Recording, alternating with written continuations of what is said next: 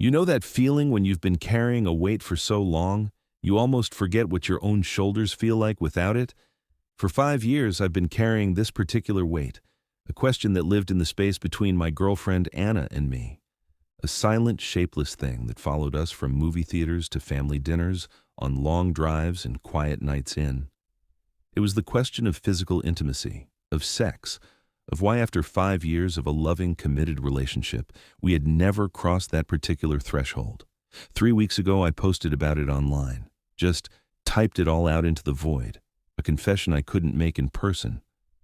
I, 23M, never had sex with my GF, 23F of 5 years. The response was a lot. Support, confusion, skepticism, stories from people who had been in similar places. But more than anything, that act of writing it down made it real in a new way. It was no longer just our private, unspoken thing. By sharing it, I'd finally admitted to myself that it was a thing, and that meant I had to finally, actually, talk to her about it. So, here we are. An update. This isn't a dramatic reveal or a story with a clean fairy tale ending. It's messier and more human than that. This is about the conversation that happened after I finally summoned the courage to speak. But to understand why that courage took 5 years to find, and why this conversation felt like diffusing a bomb I'd built myself, I need to start much earlier. This story isn't just about a single talk. It's about everything that led to the silence and everything that comes after breaking it. But first, for this moment right now, the aftermath. I'm sitting here, maybe an hour after we talked. The air in my apartment still feels different, lighter but charged, like after a summer thunderstorm has cleared out the humidity.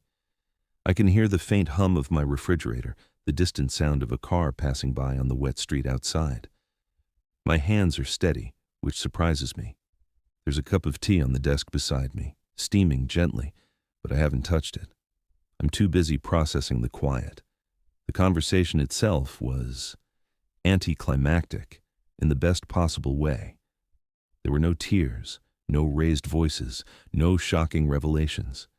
It was a slow, careful, gentle exchange of words we'd both been rehearsing in our heads for years. I didn't even say the word sex. It felt too loaded, too final. Instead, I asked her about how she felt about the things we already do. The kissing, the cuddling, the moments of closeness that had become both a comfort and a source of unspoken tension. I told her that this whole subject felt like a taboo in our relationship, a door we always walked past but never tried to open, and that maybe that wasn't healthy, that we had to talk about it at some point. And she agreed. She said she was happy, that she really enjoys what we do, that she didn't feel comfortable going further, for now. She said she doesn't fully know how her body works when it comes to pleasure, that she'd have to figure that out. And then, almost as an afterthought, but one that landed in my stomach with a soft thud, she said she wanted me to initiate more. Not necessarily to push for more, but to be the one to reach out, to guide, to set the pace within the boundaries we have. It went almost exactly as I expected. And yet, living it was entirely different. Hearing the words out loud, in her voice, in the room we were sharing, changed their texture. They became real agreements, real boundaries, instead of just my fears and assumptions. I'm glad she's happy. I'm profoundly relieved we talked. And I promised her, and myself, that the subject wouldn't be a taboo anymore, that I'd talk about it if needed. But a promise like that, it's a door opening. And you can't ever really know what's on the other side of a door until you step through. This is the story of how we got to that door and what it took to finally turn the handle. Before we go back, if you're finding something relatable here, in the quiet struggles and unspoken tensions, then consider subscribing. This channel is built around these kinds of long, real human stories. It helps more than you know. To understand my relationship with intimacy, you have to understand my house, not the physical building, but the emotional climate. I grew up in a home that was loving, but quiet, stable, but emotionally reserved. My parents are good people. Hardworking, dependable, they provided everything my brother and I needed. But what we didn't have was a vocabulary for feelings. We didn't talk about things. We did things. Dinner conversations were about school grades, upcoming sports games, logistical plans. If you were upset, you were encouraged to shake it off or go for a run. Anger was to be stifled, sadness was private, and anything to do with the body, with romance, with sex, that was a complete and total non-subject. I remember being 12, and a sex education form was sent home from school. My mother handed it to me at the kitchen counter, her eyes fixed on a spot on the wall just over my shoulder. "You need to sign this for school," she said, her voice perfectly neutral. "It's for the health class unit." There was no, "Do you have any questions?" No, "Let's talk about this." Just the pen placed neatly on the form. I signed it, she took it back, and that was that. The message was clear. This is not something we discuss. This is an external administrative matter. Love was shown through action, a packed lunch, a ride to practice, a new pair of sneakers when the old ones wore out. It was tangible, practical. But verbal affection was rare. I don't remember my parents saying, "I love you," with any regularity. It was just assumed, baked into the structure of our lives. Physical affection was similar.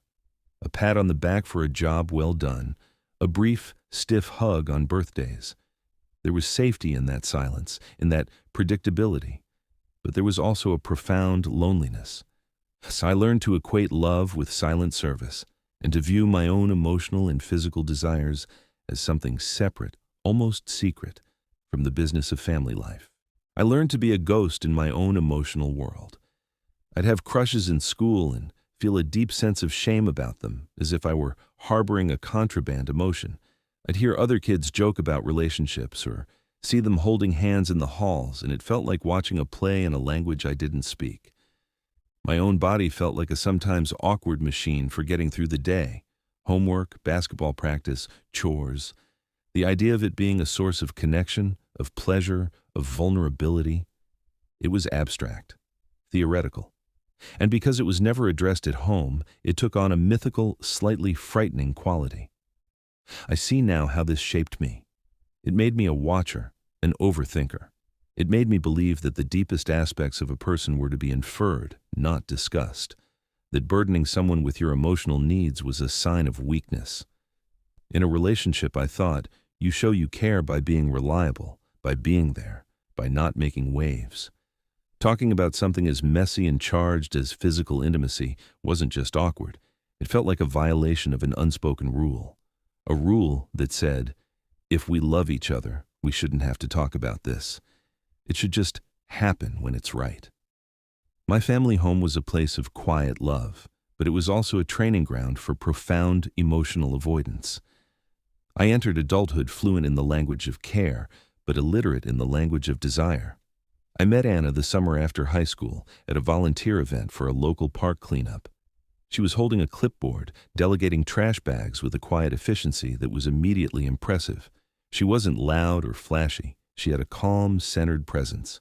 We got paired up to clear an overgrown section of trail, and we just talked about boring stuff mostly.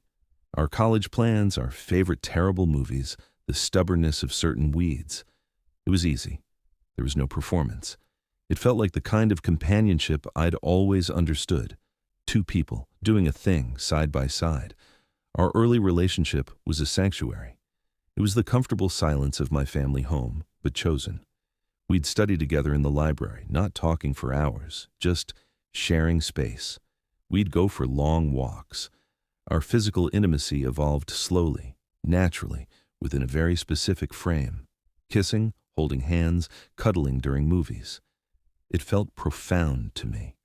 This was more than I'd ever experienced, and it was with someone I genuinely liked and respected. The warmth of her hand in mine, the simple act of her head on my shoulder, these were monumental. They felt like enough, more than enough. But as the months turned into years and we moved from late teens into our early 20s, a subtle shift began.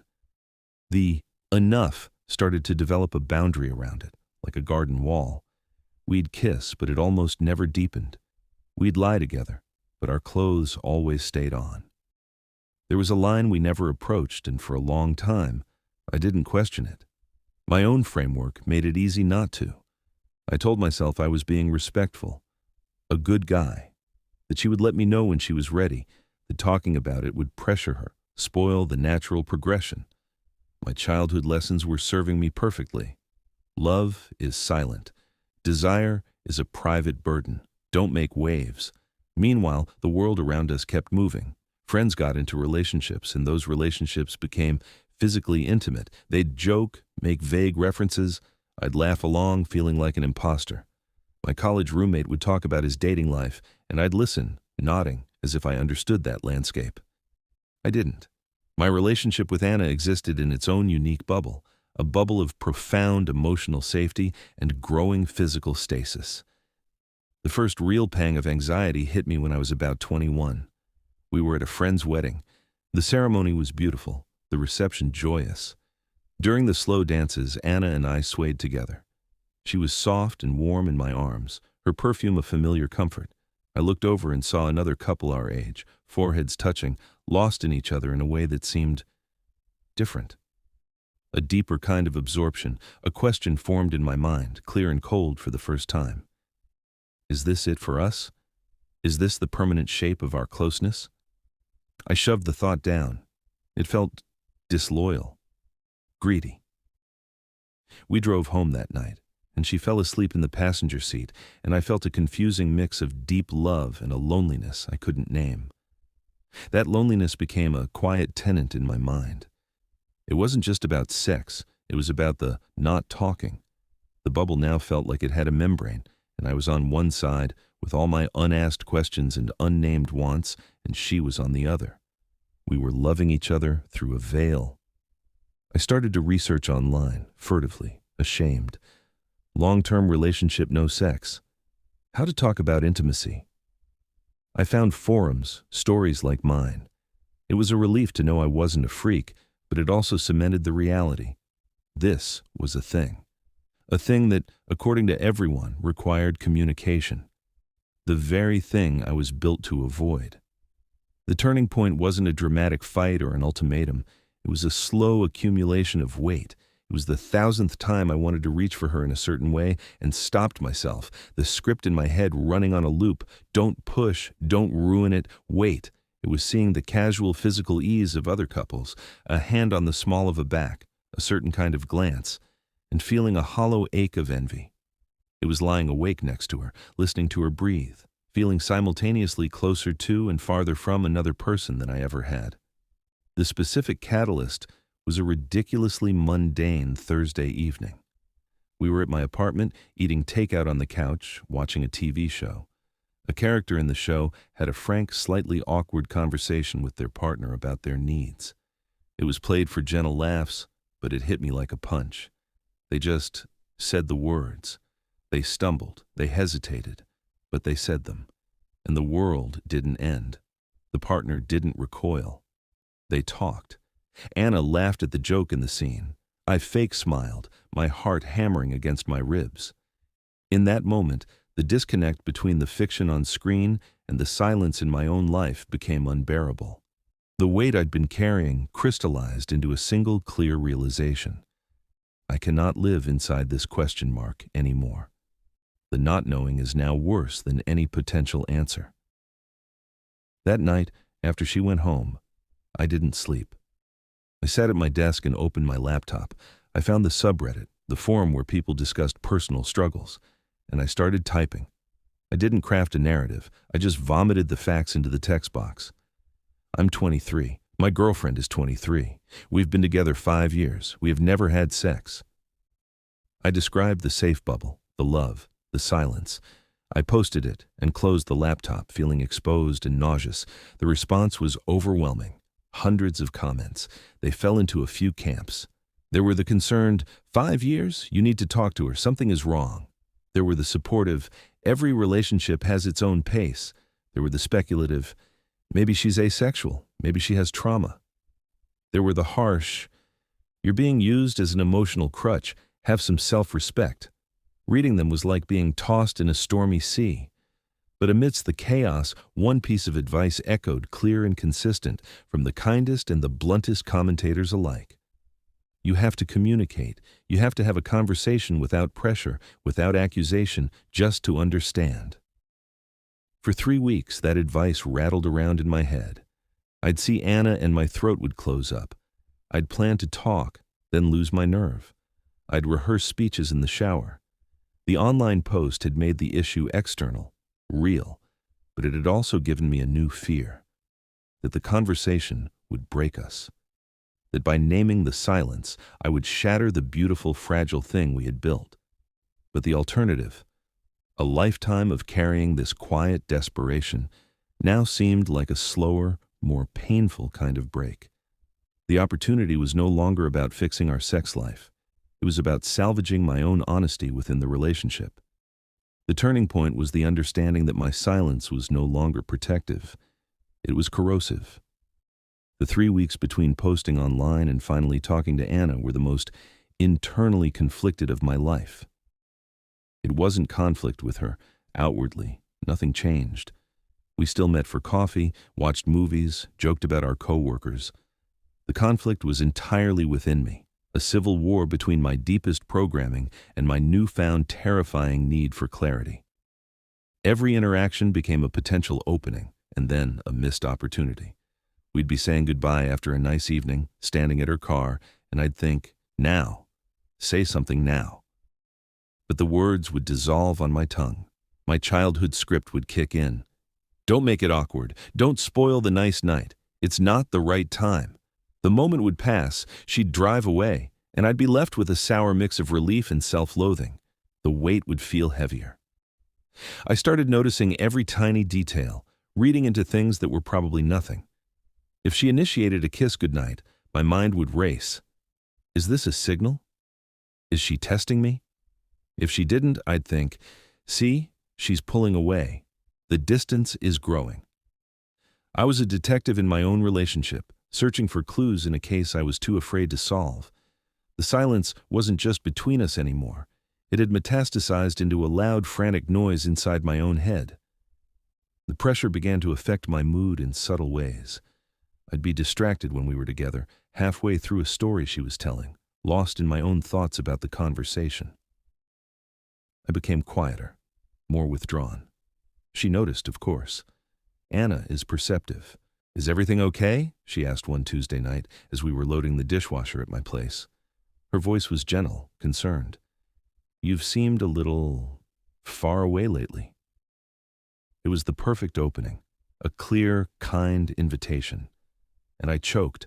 My heart leapt into my throat. I looked at her, at the faint line of worry between her eyebrows, and my cowardice won. Yeah, no, I'm good, I said, forcing a smile.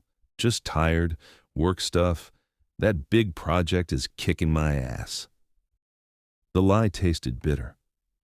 I was betraying her with my dishonesty and betraying myself with my fear. Okay, she said softly, not looking entirely convinced. She placed a hand on my arm for a second, a small, comforting gesture. That simple touch, usually a solace, now felt like an accusation. She is here, being open, asking to connect, and you are hiding. The internal conflict escalated from a quiet worry to a roaring shame. I wasn't just avoiding a topic. I was now actively constructing a false reality to avoid it. I was building a wall between us, brick by brick, with my own fear. The climax of this internal escalation happened last weekend. We went on a day trip to a nearby lake, something we always enjoyed. The weather was perfect, the water was clear. It should have been idyllic, but I was a ghost. I was watching us have a good time from a million miles away. We were sitting on a dock, feet dangling in the cool water, shoulders touching. The sun was warm, it was peaceful. And all I could think was, I am not here. I'm not present with this woman I love. I'm a prisoner of a question I refuse to ask. In that moment of perfect, sunny stillness, I saw the future with terrifying clarity. I saw years of these lovely, shallow days. I saw us getting older, the question fossilizing into a permanent, unspoken monument in the center of our lives. I saw the resentment that would eventually grow, not necessarily at her, but at myself for my own passivity. The conflict was no longer about physical intimacy. It was about whether I had the courage to be a full participant in my own life, or if I would forever be a respectful, quiet ghost in the corner of it. The war inside me ended right there on that dock. The side that demanded honesty, however frightening, won. I knew I would talk to her, not because I needed a specific outcome, but because I could not live inside the lie of omission for one more day. I didn't plan it for a special time. I knew if I tried to create the perfect moment, I'd never find it. So I chose the most ordinary setting I could, a Wednesday evening. She'd come over after work, like she often did. We'd ordered pizza. We were sitting on my living room floor, the coffee table between us, a half-eaten pizza box open, some dumb reality show playing softly on the TV for background noise. The domestic normalcy of it felt like a safe container. My palms were sweating. I could feel my pulse in my ears. The opening credits of a new episode started. I picked up the remote, hit mute. The sudden silence was loud. "Hey," I said. My voice sounded strange to me, tight and a little rough. She looked up from her phone, a slight smile on her face that faded when she saw my expression. "Hey, you okay?" I took a deep breath, the kind that's supposed to be steadying but just makes you feel dizzy. "Can we talk about something? It's been on my mind for a while." "Of course," she said immediately, setting her phone down. She drew her knees up to her chest, giving me her full attention. Her openness, her immediate readiness to listen almost undid me. It was a reminder of why I loved her and why this was so terrifying. I stared at a pepperoni on my plate, unable to meet her eyes. "So, this is really hard for me to talk about, and I don't want you to think I'm upset or that I'm demanding anything. I'm really not." I was fumbling. The rehearsed speech is gone. "It's about us and the physical side of things." I chanced to glance at her. Her face was calm, attentive, but I saw a flicker of something, recognition, maybe apprehension, in her eyes. She nodded slightly, encouraging me to continue. "I guess I've been feeling like this whole subject is kind of a taboo in our relationship." The word felt both too dramatic and exactly right. We never really address it. We just have this line that we never talk about. And I'm starting to think that not talking about it might be unhealthy, that we should be able to talk about it at some point. The words hung in the air. I waited for the sky to fall, for her to get angry, defensive, to cry. She didn't. She was quiet for a long moment, her gaze drifting to the muted TV where people were silently laughing. She wrapped her arms a little tighter around her knees. "Yeah," she said finally. Her voice was quiet, thoughtful. I think you're right. The relief that washed over me was so potent it felt like a physical wave, leaving me weak. She wasn't running. She wasn't shutting down. "I'm really happy with you," she continued, looking back at me. "And I really enjoy what we do. The cuddling, kissing, all of that. It makes me feel safe and close to you." She took a breath. "Going further, I just don't feel comfortable with that. For now." I nodded, not trusting myself to speak. "And it's partly me," she said, her voice dropping even lower, as if sharing a secret. I don't fully know how my body works. With that stuff, pleasure, all of it. It's like a mystery to me. I think I'd have to figure that out." She gave a small, self-conscious shrug. It was the most vulnerable I'd ever heard her be on this subject. Then she added, almost as an afterthought, but her eyes were steady on mine. "And I think I want you to initiate more. Not to, push past anything, but to lead. In the moments we have. I think I've been waiting for you to, and you've been waiting for me, and we've just been waiting." Her words recontextualized 5 years in an instant. It wasn't a flat no. It was a map of her inner world, a world of comfort in our current intimacy, of personal uncertainty about her own body, and a desire for me to be more active within our existing framework. It was a real, complicated, human answer. Not an ending, but a new set of coordinates. "Okay," I said, my voice thick with emotion. "Thank you for telling me that, for talking." I managed a shaky smile. "And I'm glad you're happy. I am too. With us." I took another breath. And I promise, from now on, this won't be a taboo. If I need to talk about it, or if you do, we can. No more walking past the door." She uncurled herself and reached across the coffee table, taking my hand. Her hand was warm, solid. "Okay," she said. "That sounds good." We sat there for a while, holding hands over the pizza box in the quiet hum of the apartment. The dam hadn't broken with a catastrophic flood. It had just, finally, gently, begun to release its pressure. After she left that night, the quiet in my apartment was profound. It wasn't the empty quiet of before, which was always filled with the static of my own anxious thoughts. This was a clean quiet, a spent quiet. I moved slowly, robotically, cleaning up the pizza box, washing the plates. My mind wasn't racing, it was slowly, carefully unpacking. The primary emotion was relief, but it was a complex relief. It wasn't the relief of getting what I wanted, because I hadn't, not in a concrete sense. The situation was technically unchanged. The relief was the relief of knowing, of having the map she'd given me. The relief of speaking and not being rejected. The relief of discovering that the monster under the bed, once dragged out into the light, was just a shadow, a complicated, personal, human-shaped shadow, but not a monster. But under the relief, other emotions swirled, a deep, aching tenderness for her, her admission about not knowing her own body. It had shattered any simplistic narrative I might have harbored.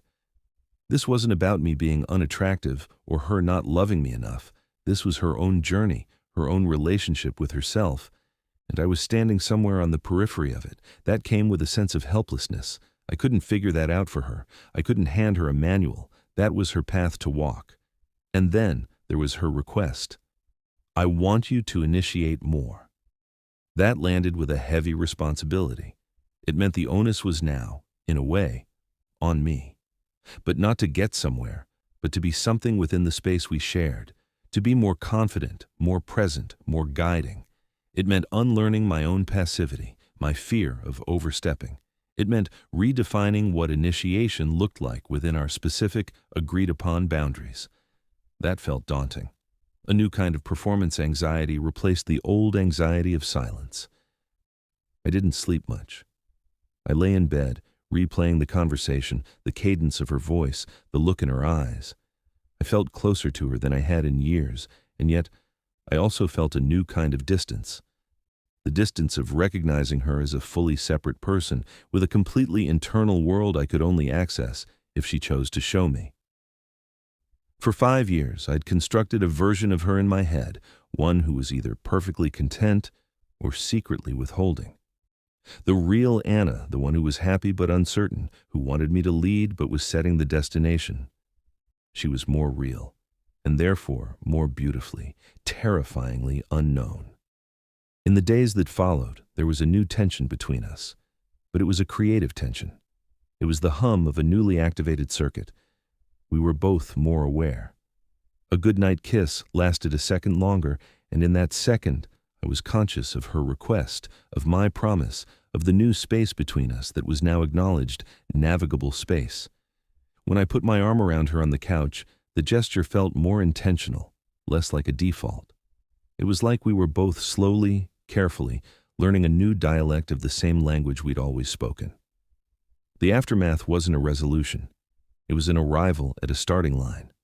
The weight was gone, but in its place was the sobering understanding that now the real work begins. The work of building intimacy consciously, with words and actions, instead of hoping it would grow on its own in the dark. It's been a few weeks since that conversation. The world hasn't magically transformed. We haven't had sex. That line is still there. But the nature of the line has changed utterly. It's no longer a forbidden wall. It's a mutually understood fence. We can see over it. We can talk about the landscape on the other side. But we've both agreed, for now, to tend to our garden on this side. The biggest change is in the atmosphere. The taboo is broken. Last weekend, we were watching a movie and a vaguely sexual scene came on. Before, the air would have gone stiff with avoidance. We'd both stare straight ahead, pretending we didn't notice the tension.